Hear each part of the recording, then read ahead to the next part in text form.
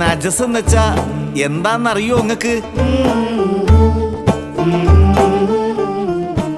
നജസിനെ പറ്റി 3 തരം കാര്യങ്ങളാ പറയുന്നത്. കിതാബില് പറയുന്നത് എന്താന്നറിയോ നിങ്ങക്ക്?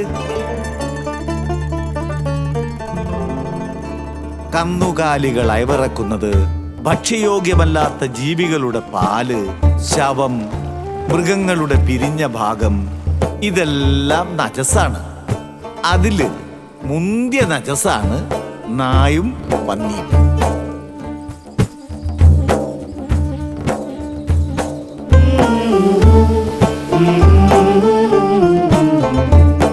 അനക്ക് എങ്ങോട്ടെങ്കിലും പോയിക്കൂടെ? അല്ലാ, എന്നിട്ട് നിങ്ങളെ വീട്ടിൽ പോയിട്ടില്ല?